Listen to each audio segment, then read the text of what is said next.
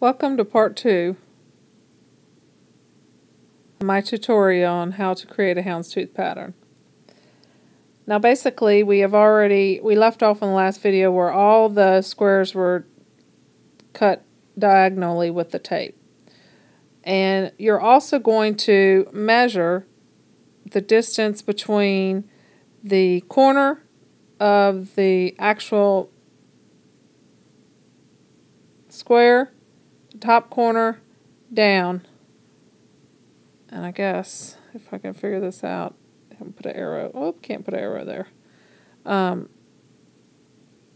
The top corner down here, you're going to find the middle ground. And once you found that middle ground, you're going to actually put another line of tape. And I'm going to put that in green. And cut that in half. You see that here as well. And what you're planning on doing then is creating this triangle piece, the corner of the houndstooth, and then you're going to extend down here a little bit further as well. So you'll see that shortly. So basically, as a reference tool, you're seeing these same colors that were done in the past. So this is the diagonal halfway down the square, and then halfway between the point and the corner here, and this diagonal, you're going to put another piece of tape. So there's a point, halfway, you put that in the middle. Point, diagonal, halfway. Point, diagonal, halfway. And then before you paint, what you're going to do, and I just made a note of it here, is you're going to tape off the right sides of all the squares. And this is where your yardstick will pretty much come into place. And I'm going to put a yellow line there for that mark. And this is pretty easy to do because the squares are relatively straight. Okay, and you're going to do that all the way in both directions. So by now you probably could have gone ahead and put another piece of tape there and kept painting, but there's really no point in putting tape there because you're going to spend your time on this little triangle space in each one of them in order to get your tail. And you can see I put the note, now you see a tail that's being created. Okay. Also, every place that I put these white X's means you do not want to paint there. You're sticking strictly to this triangular tail at this time.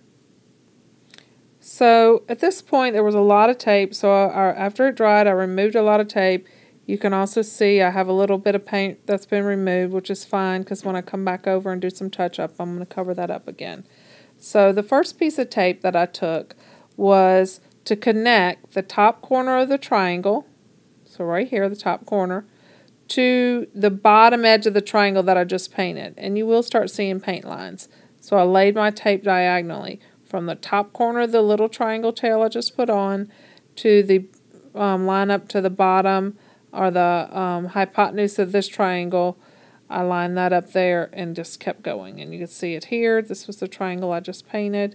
And then that was on the baby blue, the top edge of this triangle and the bottom edge. And then on this one, I'm just essentially, you can see from my markings here, I'm looking to start connecting one houndstooth to the next. So I'm going to go from the upper left-hand corner of that triangle to the bottom corner. It's hard to see here, but to the bottom corner of the original square. That's where that baby blue line is. So the upper left-hand corner of the triangle that I just put on all the tails.